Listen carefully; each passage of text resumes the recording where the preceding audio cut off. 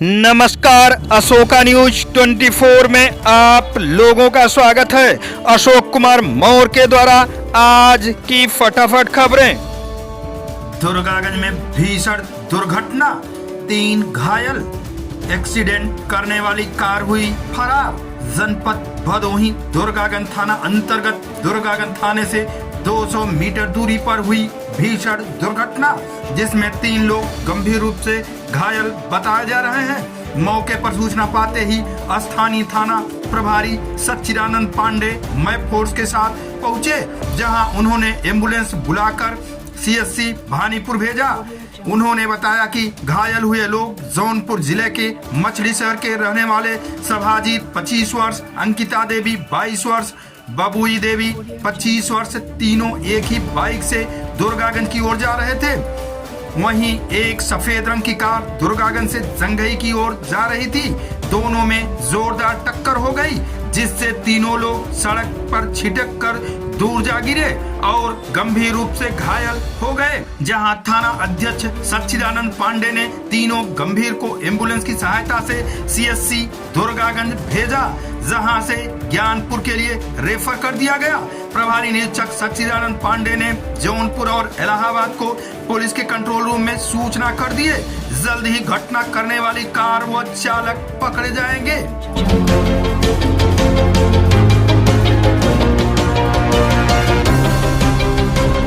जनपद भदोही दिनांक 2/11/2024 को उत्तर प्रदेश सरकार द्वारा संचालित संगठित अपराध की रीढ़ पर प्रहार की नीति के तहत भदोही पुलिस व प्रशासन द्वारा संगठित पेशेवर अपराधियों के विरुद्ध कठोरतम कार्रवाई हेतु चलाए जा रहे विशेष अभियान गांजा तस्करी में लिप्त गिरोह के गैंग लीडर व गैंग के सक्रिय सदस्य द्वारा व्यापक रूप से गांजा तस्करी जैसे समाज विरोधी आपराधिक कृत्यों से अर्जित अवैध धन से ग्राम दयाराम डेहरिया में निर्माणाधीन पक्का मकान के अंतर्गत धारा 14 गैंगस्टर एक्ट के तहत किया गया जब्त की गई अचल संपत्ति की कुल अनुमानित कीमत लगभग 2 करोड़ आकी गई। पूर्व में जनपदीय पुलिस द्वारा गिरोह के गांजा तस्करों को कुल 110 किलो 500 ग्राम नाजायज गांजा के साथ गिरफ्तार कर भेजा गया है जेल।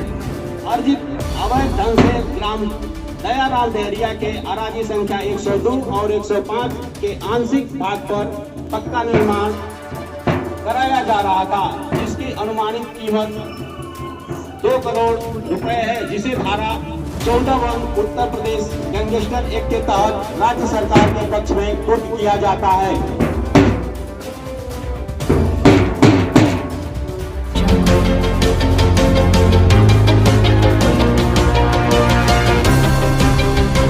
जनपद भदोही प्रधानाचार्य हत्याकांड सनसनीखेज घटना में शामिल 5वां अभियुक्त किया गया गिरफ्तार। प्रधानाचार्य की गोली मारकर हत्या की घटना में शामिल एक और आरोपी चढ़ा पुलिस के हत्थे। विगत दिनों जनपदीय पुलिस द्वारा सुपारी किलिंग के मास्टरमाइंड व हत्या कराने के आरोपी तथा पुलिस मुठभेड़ के दौरान 2 अन्य इनामी आरोपियों सहित कुल 4 अभियुक्तों को गिरफ्तार कर भेजा गया है जेल। घटना में शामिल शेष अन्य वांछित अभियुक्तों की गिरफ्तारी हेतु पुलिस टीमों द्वारा लगातार किया जा रहा प्रयास। गिरफ्तार हुआ व्यक्ति मोहम्मद फारूक पुत्र मोहम्मद हारून निवासी ओहरपुर थाना सोराव जनपद प्रयागराज, उम्र करीब 40 वर्ष को गिरफ्तार किया गया।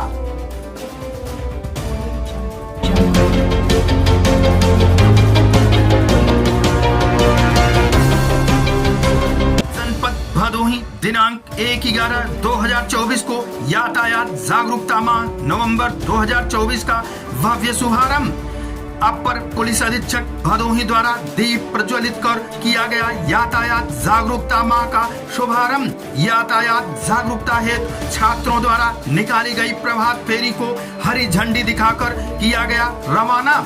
जीवन में यातायात के महत्व का वर्णन करते हुए सभी से यातायात नियमों के 100% पालन करने हेतु की गई अपील। सड़क दुर्घटना के दौरान दुर्घटनाग्रस्त पीड़ित को त्वरित इलाज उपलब्ध कराए जाने में आम जन के सहयोग की है महत्वपूर्ण भूमिका।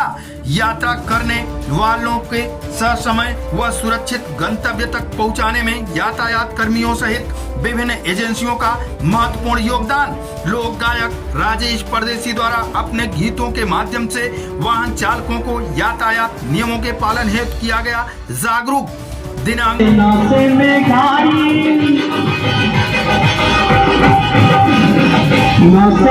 गाड़ी बिल्कुल न चलाए, वरना लगी सस्ता जीवन में देखो है।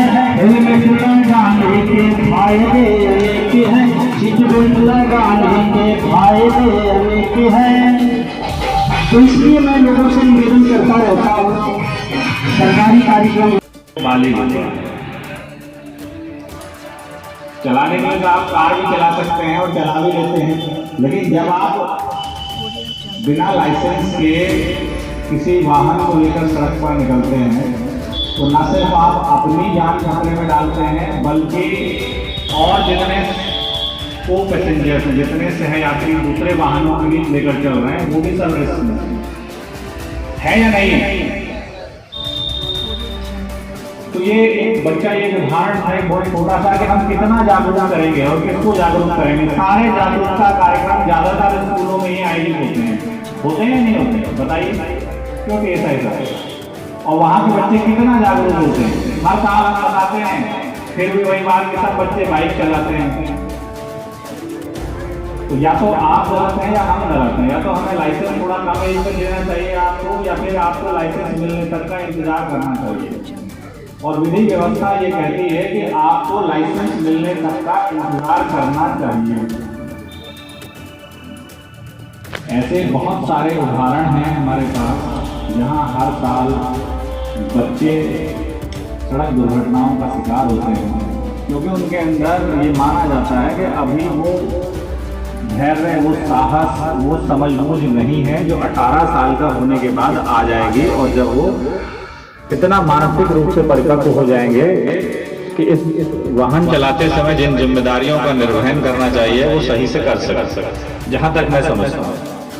तो मैं ये चाहूँगा कि इस बार भी जितने विद्यालयों में ये जागरूकता कार्यक्रम आयोजित हो, वहाँ इस बात को प्रमुखता से उठाया जाए कि बच्चों को वाहन चलाने पर घर में या विद्यालय में कोई टोका टाकी हो रही है या नहीं हो रही है।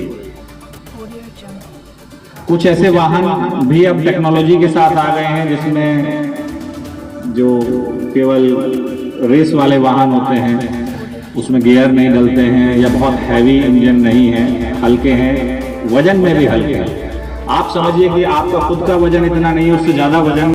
आज की फटाफट खबरें समाप्त हुआ, फिर मिलते हैं ऐसे ही बेबाक खबरों को लेकर। तब तक के लिए नमस्कार।